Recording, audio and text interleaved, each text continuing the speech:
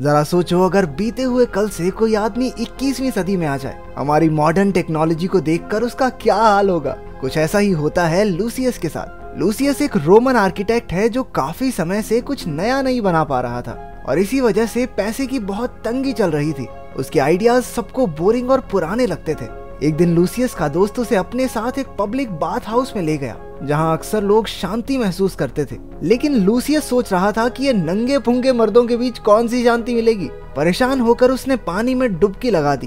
तभी उसने टब की दूसरी तरफ एक छोटा सा बवंडर बनते हुए देखा। जैसे ही वो उसकी तरफ बढ़ा, पानी के जोरदार बहाव ने उसे अपनी ओर खींच लिया। कुछ ही पलों में वो एक पानी की सुरंग में पहुंच गया जहां से सांस लेने में काफी दिक्कत हो रही थी। उसने जमीन तक पहुंचने की काफी कोशिश की और आखिरकार कामयाब हो गया। लेकिन बाहर निकलते ही उसके होश उड़ गए। वो एंशिएंट रोम में नहीं था बल्कि आज के जमाने के जापानीज बाथ हाउस में था।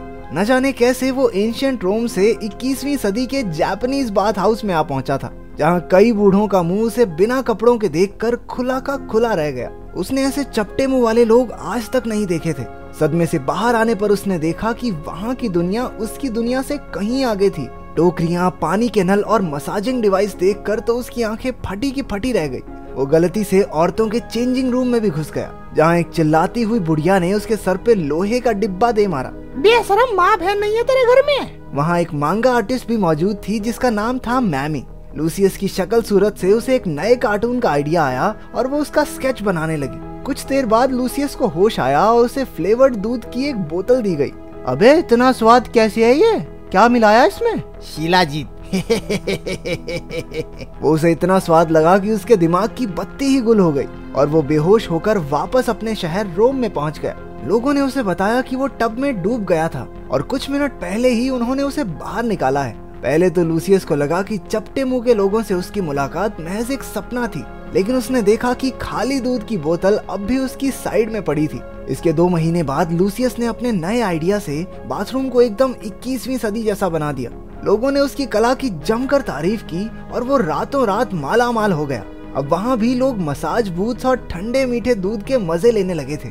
एक दिन टब में नहाते हुए एक बूढ़े आदमी ने कहा कि वो अपना एक पर्सनल बाथरूम बनवाना चाहता है। जैसे ही लूसियस उसे बनाने की तरकीब सोच रहा था, जोरदार पानी के बहाव से वो एक बार फिर 21वीं सदी में पहुंच गया। एक बूढ़े आदमी ने आकर लूसियस से उसे नहलाने को कहा। लूसियस कुछ समझ नहीं पाया लेकिन उसकी बात मान गया। उसने पानी के फव्वारे और शावर हैट जैसी कई नई चीजें देखी। इत्तेफाक से वो घर मैमी का ही था जिसे एक बार फिर से लूसियस मिल गया। वो भागकर अपनी स्केचबुक लेने गई लेकिन उसके वापस लौटने से पहले ही लूसियस गायब हो चुका था। उधर रोम पहुंचकर लूसियस ने उस बूढ़े आदमी के घर में बाथटब बनाकर मोटा पैसा छाप लिया। अब वो अपनी पत्नी को एक अच्छी जिंदगी दे सकता था, लेकिन वो संतुष्ट नहीं थी क्योंकि वो माँ बनना चाहती थी। लेकिन लूसियस हमेशा अपने काम में ही बिजी रहता। इसी बात पर उनकी जबरदस्त बहस छिड़ गई और वो गुस्से में उसे गालियां देती हुई वहाँ से चली गई। कुछ दिन बाद उसे रोम के राजा की तरफ से बुलावा आया।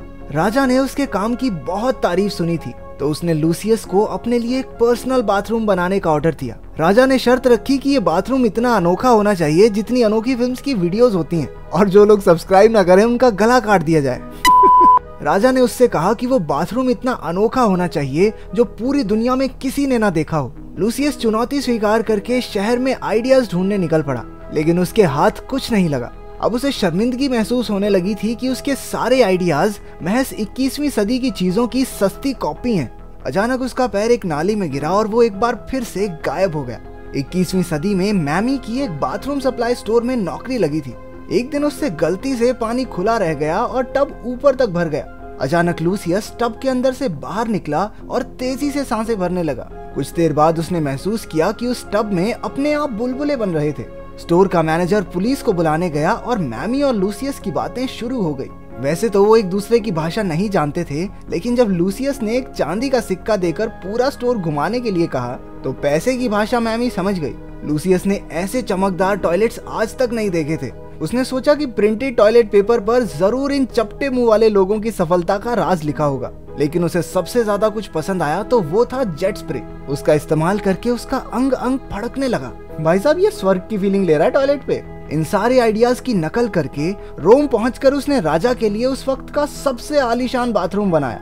उसने 24 घंटे पानी वाला टॉयलेट बनाया, एक टब बनाया जिसमें गुलाम हवा मार मार कर बुलबुले बनाते सजावट के तौर पर एक चमकदार फिश बाउल रखा और वहाँ मन को शांत करने के लिए खुशबूदार मोमबत्तियां भी लगाई। राजा ने खुश होकर उसे इनाम में एक बेशकीमती हार दिया। लूसियस भागकर अपने घर पहुंचा, जहां उसने देखा कि उसकी पत्नी का तो उसी के दोस्त के साथ टांका भिड़ा हुआ है। उधर 21वीं सदी में मैमी रोम का इतिहास पढ़ने लगी। वो जानना चाहती थी कि क्या लूसियस सच में बीते हुए कल से आया है। उसने देखा कि लूसियस का दिया हुआ सिक्का 2000 साल पुराना था। उधर रोम में लूसियस मारा मारा फिर रहा था क्योंकि उसकी पत्नी उसके दोस्त के साथ भाग गई थी। एक दिन उसे राजमहल से बुलावा आया। कुछ महीने पहले राजा के बेटे की मौत हो गई थी और अब उसे लगता था कि उसके बेटे ने एक मगरमच्छ के रूप में पुनर्जन्म लिया है। वो चाहता था कि लूसियस एक ऐसी जगह डिजाइन करे जहां पर एक मगरमच्छ को बिना किसी परेशानी के पाला जा सके। इस बार लूसियस पर भी बड़ी मुसीबत आ पड़ी थी, क्योंकि अगर वो मगरमच्छ मर गया तो राजा उसे भी छोड़ेगा तो नहीं। इसलिए वो पानी चेक करने के बहाने राजा के बाथटब में पहुंचा और एक बार फिर से पानी उसे 21वीं सदी में ले गया। जब वो बाहर निकला तो वो एक मगरमच्छ के साथ पिंजरे में कैद था। दरअसल वो एक जू में आ पहुंचा था और जहाँ जहाँ लूसियस भैया जाते हैं वहाँ मैमी दीदी तो आई जाती हैं। वो वहाँ डेट पर आई थी एक ऐसे लड़के के साथ जो उसे बिल्कुल पसंद नहीं था। जैसे ही उसने लूसियस को देखा वो भागकर उसके पास गई और उसे पिंजरे से बाहर निकाला। उसने लूसियस को पूरा जू घुमाया। लूसियस ने मगरमच्छों की देखभाल और उनके वातावरण के बारे में पूरी जानकारी इकट्ठा कर ली। मैमी ने उससे तीर भी चलवा कर देखे कि पता तो चले ये सच में रोम से है भी या नहीं।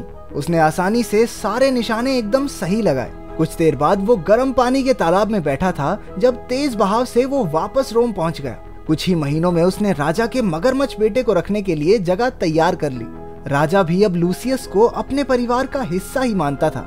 शहर में सब कुछ अच्छा चल रहा था, लेकिन एक दिन खबर आई कि कुछ लोग बागी होकर फौज पर हमला करने वाले हैं। वो राजा से खुश नहीं थे और किसी भी कीमत पर उसे गद्दी से हटाना चाहते थे। राजा की फौज और विद्रोहियों के बीच 1 साल तक लंबी लड़ाई चलती रही।